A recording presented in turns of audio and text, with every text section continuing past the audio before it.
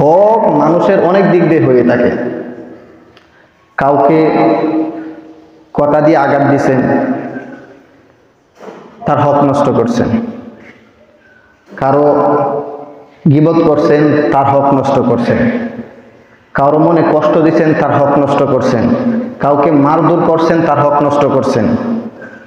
কাউকে হত্যা করে ফেলাইছেন, তার হক নষ্ট করছেন। কারো মাল চুরি করে আত্মসাৎ করে খাইয়ে ফেলাইছেন, তার হক নষ্ট করছেন। অর্থাৎ যেভাবে কাউকে কষ্ট দেওয়া হয়, যে কোনো পন্থায় যদি কোনো ব্যক্তিকে, মুসলমান ভাইকে কষ্ট দেওয়া হয়, এর মানে কি আপনি তার হক নষ্ট করলেন। তো রাসূল সাল্লাল্লাহু আলাইহি সাল্লাম এই হক নষ্ট করা সম্পর্কে কি বলেন শুনুন। عن أبي سلمة رضي الله عنه قال أن رسول الله صلى الله عليه وسلم قال من ضر الله به ومن شاق شق الله عليه।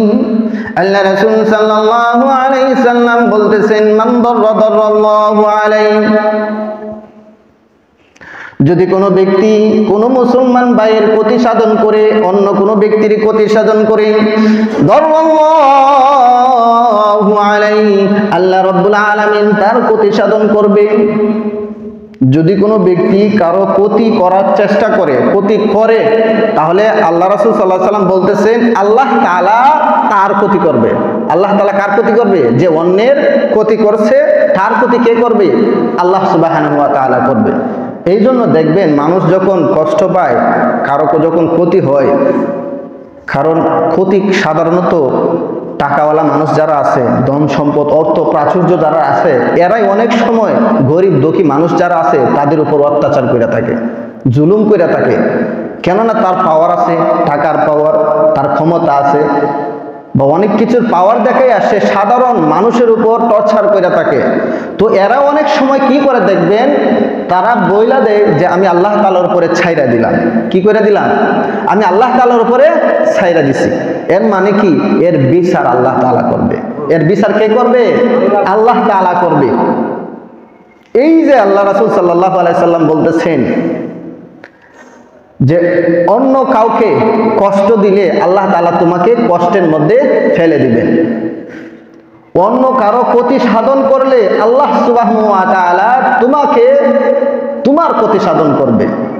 এরপরে আল্লাহ রাসূল সাল্লাল্লাহু আলাইহি সাল্লাম বলতেছেন, ওয়া মান শাআqa শাকাল্লাহু আলাইহি, তুমি অন্যের মনে কষ্ট দিছো, অন্যের মনে কষ্ট দিছো, অন্যকে কষ্ট দিছো, তুমি যেই কষ্টটা তারে দিছো, আল্লাহ রাব্বুল আলামিন তোমার সেই কষ্টের মধ্যে ফেলাই দিবে। নাউযুবিল্লাহ। এটা হচ্ছে কি বান্দার হক তুমি নষ্ট করছো, তারে কষ্ট দিছো, তার দোষারোপ করছো, তার যেভাবে তুমি তারা যেভাবে কষ্ট দেওয়া থাকো না কেন, তার তুমি হক নষ্ট করছো। এর জন্য কারণ হক দুই প্রকারের হয়ে থাকে, হকুল্লাহ আর হকুল ইবাদ। হকুল্লাহ আর হকুল ইবাদ। আপনারা বললেন মাঝে মাঝে, একটা হচ্ছে হকুল্লাহ আর একটা হচ্ছে হকুল ইবাদ। হকুল্লাহ হচ্ছে কি আল্লাহর হক, নামাজ, রোজা, হজ, যাকাত বা এরকম আরো শরীয়তের বিধান আছে, এগুলো হচ্ছে হকুল্লাহ, আল্লাহ তাআলার জন্য। এটি আল্লাহ তাআলার জন্য করা হয়, আল্লাহ তাআলাকে রাজি খুশি করার জন্য। এরপর হকুল ইবাদ, বান্দার সঙ্গে ভালো ব্যবহার, বান্দার সঙ্গে সদাচরণ, বান্দার সঙ্গে সম্পর্কিত যে সমস্ত বিষয়াদি আছে, এগুলো হচ্ছে কি হকুল ইবাদ। হকুল ইবাদ, হকুল্লাহ আল্লাহ তাআলা চাইলে মাফ করে দিতে পারেন, হকুল্লাহ আল্লাহ তাআলা চাইলে মাফ করে দিতে পারেন, কিন্তু হকুল ইবাদ আল্লাহ তাআলা মাফ করেন না। এটা বান্দার সঙ্গে সম্পর্কিত, আল্লাহ তাআলা চাইলে এটা মাফ করবেন না। কি জন্য? যে এটা আমার সঙ্গে সম্পর্ক না, এর সম্পর্ক হচ্ছে বান্দার সঙ্গে। বান্দা যদি তাকে মাফ করে, তাহলে আমি আল্লাহ সুবহানাহু ওয়া তাআলা তাকে মাফ করে দেব। সুবহানাল্লাহ। এই যে আজকে আমরা জুম্মায় আসছি, ফজর থেকে নিয়ে এশা অবধি পর্যন্ত প্রতিদিন আমাদের আমল নাম আল্লাহ তাআলার কাছে প্রেরণ করা হয়, প্রতিদিনই প্রেরণ করা হয়। হাদিসে আছে সপ্তাহে 2 বার প্রেরণ করা হয়, কিন্তু প্রতিদিন একটা রেজাল্ট তৈরি করা হয়। রেজাল্ট যখন আল্লাহ তাআলার কাছে, বান্দার আমলনামা যখন আল্লাহ তাআলার কাছে সপ্তাহে ন্যস্ত করা হয়, প্রতি সপ্তাহে যখন একবার আল্লাহ তাআলার কাছে বান্দার আমলনামা দেওয়া হয়, আল্লাহ রাব্বুল আলামিন তার আমলনামাটা প্রথম এক পৃষ্ঠা খুইলা দেখেন। এই যে আমাদের খাদে 2 ফেরেশতা আছে না, কিরামান কাতিবিন, কিরামান কাতিবিন, কিরামান কাতিবিন। এই যে কিরামান কাতিবিন প্রতিদিন আমাদের আমলনামা লিখতেছেন, আমলনামা লিখতেছেন। আমি যে আজকে ফজরের নামাজে এসে শরীক হইছি, প্রথমেই আমার দিনের শুরুতে কি লেখা হয়েছে যে ওই ব্যক্তিটা ফজরের নামাজ জামাতের সহিত আদায় করেছে, জামাতের সহিত আদায় করেছে। প্রথম থেকেই হিসাবটা শুরু হয়। অতঃপর যখন আবার শেষ করি সারাটা দিন, দেখা যায় এশার নামাজ দিয়া, তাহাজ্জুদ নামাজ দিয়া, রাত্রে শেষ অংশে জিকির আজকার দিয়া আমাদের রাত্রটা আমরা শেষ করতেছি। তখন আল্লাহ রাব্বুল আলামিনের কাছে যখন এই আমলনামাটা পেশ করা হয়, বান্দার সাপ্তাহিক আমলনামা, তখন আল্লাহ রাব্বুল আলামিন আমলনামাটা উল্টাইয়া দেখেন যে কি বান্দার দিনটা শুরু হয়েছে নামাজ দিয়া, এখানে তো নামাজের হিসাব আছে, আচ্ছা দেখি শেষে কি আছে। শেষে যখন আবার উল্টায়, শেষে দেখে যে শেষ রাতে তাহাজ্জুদের নামাজ আছে, শেষ রাতে এশারের নামাজ আছে, শেষ রাতে জিকির আজকারের নামাজ আছে, জিকির আজকার আছে। যা আল্লাহ তাআলা এই ডায়েরিটা, এই ফাইলটা ফেরেশতার হাতে তুলে দেন। কি জন্য দেন? কারণ আল্লাহ তাআলা তো পূর্বেই জানেন যে বান্দা সারাদিন কি আমল করছে। এরপরও দেখার কারণ কি?